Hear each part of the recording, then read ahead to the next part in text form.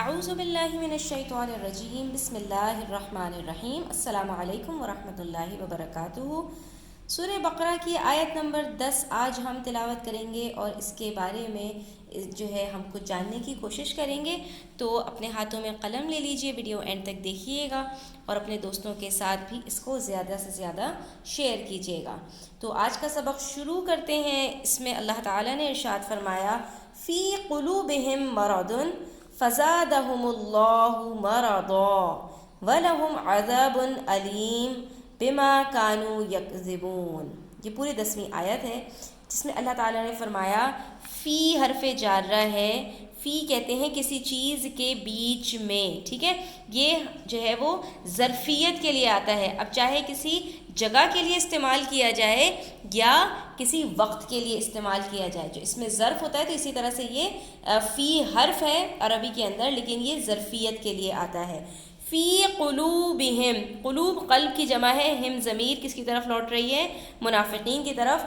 ان کے دلوں میں مرض ہے۔ مرض کا لفظ تو ہم اردو میں بھی جانتے ہیں نا، عربی میں بھی اس کو مرض کہتے ہیں، ٹھیک ہے، یعنی ان کے دلوں میں بیماری ہے۔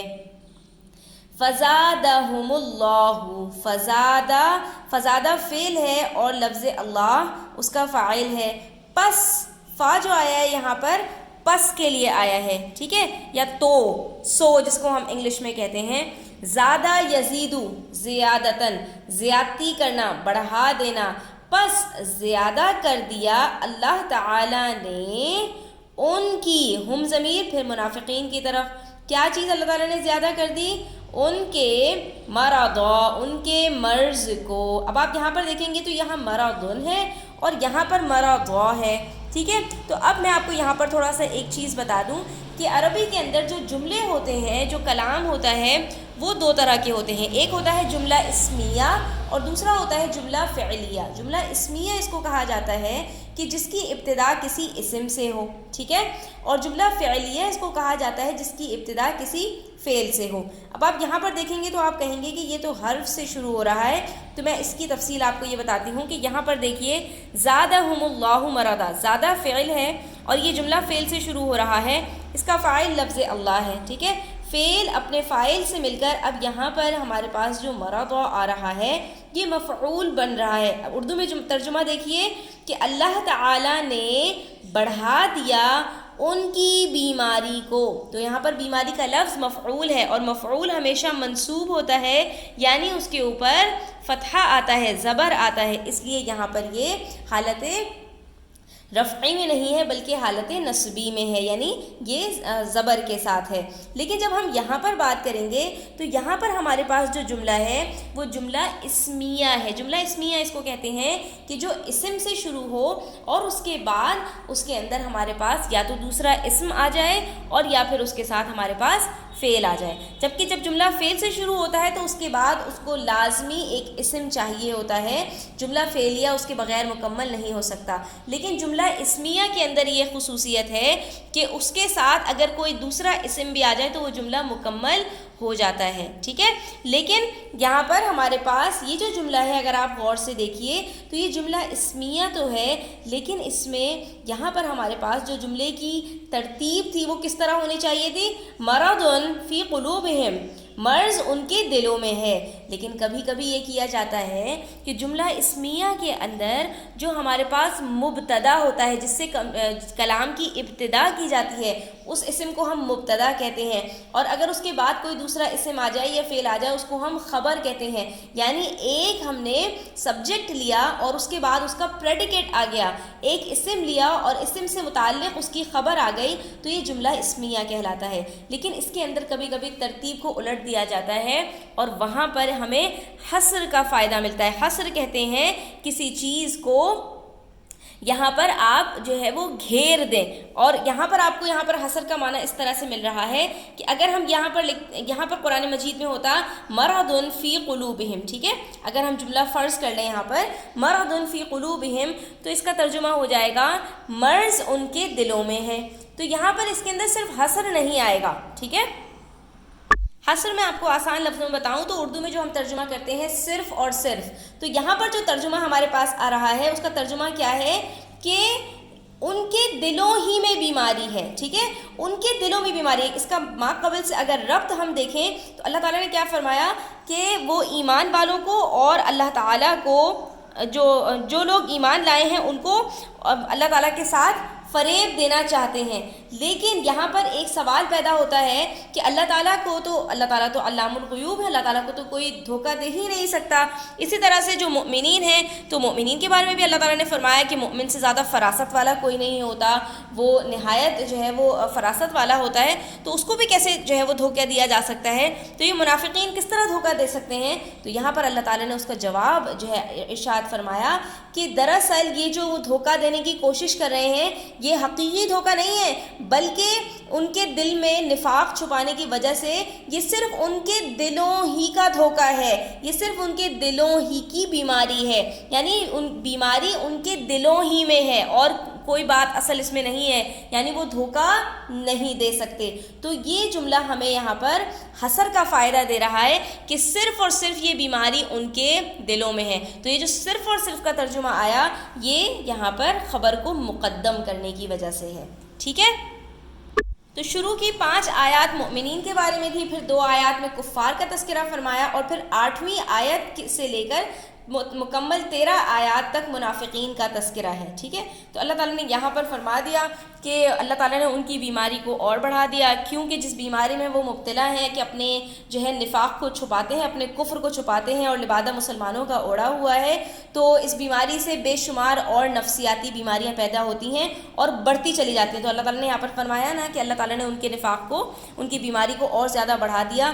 تو جھوٹ ہے، خیانت، وعدہ خلافی، بدعہدی، بد زبانی، جنہیں نبی صلی اللہ تعالیٰ علیہ وسلم نے منافق کی نشانی قرار دیا، اسی طرح فساد، خود پسندی، بے وقوفی، دو رخی، ان سب چیز کا بھی ذکر آئندہ آیات میں آئے گا۔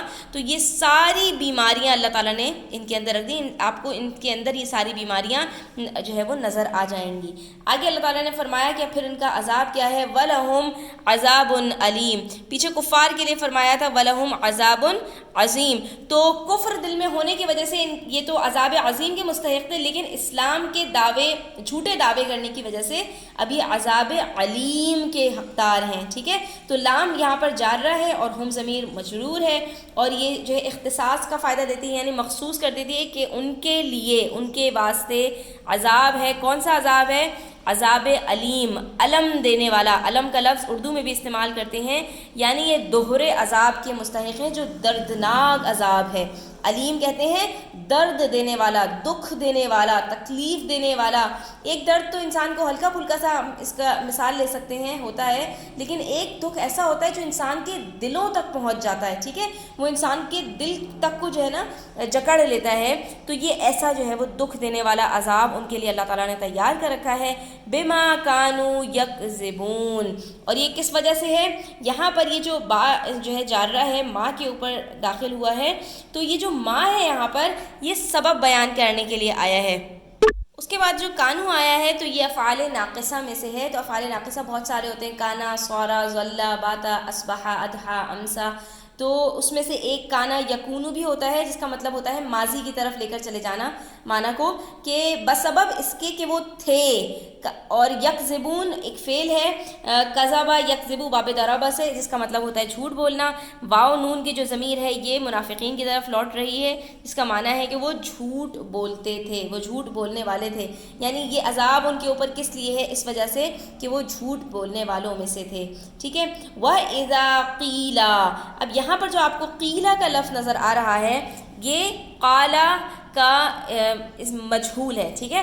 ایک فعل ہوتا ہے ماضی معروف اور دوسرا ہوتا ہے مجہول۔ معروف کے اندر کیا ہوتا ہے؟ جس میں فاعل کا تذکرہ کیا جائے کہ اس نے یہ کام کیا، یا جہاں پر آپ کو فاعل کا پتہ ہو۔ لیکن جب فاعل کا آپ کو پتہ نہ ہو، یعنی کہ فلاں سے کہا گیا، تو کس نے کہا یہ نہیں پتا، لیکن جس سے کہا گیا یعنی مفعول ہے اس کو فاعل کا قائم مقام بنا دیا جائے، تو ایسے صیغے کو مجہول کا صیغہ کہا جاتا ہے۔ تو کبھی کبھی بلکہ آپ کو قرآن مجید میں بہت سارے صیغے اس طرح کے نظر آئیں گے جو مجہول ذکر کیے گئے ہیں، ٹھیک ہے۔ تو یہاں پر یہ بھی مجہول کا صیغہ ہے، اور اذا آپ کا آتا ہے شرط کے لیے کہ جب ایسا ہو، ٹھیک ہے۔ تو وَإِذَا، اور جب قیلا ان سے کہا گیا، کس کی بات ہو رہی ہے؟ منافقین کی. اور جب منافقین سے کہا گیا لہم، ٹھیک ہے، ان کے لیے کہ لا تفسدو، فسدہ یفسدو سے، یہ تفسدو کا صیغہ کیا ہے؟ یہ ہے امر کا صیغہ کہ تم جو ہے فساد مت مچاؤ.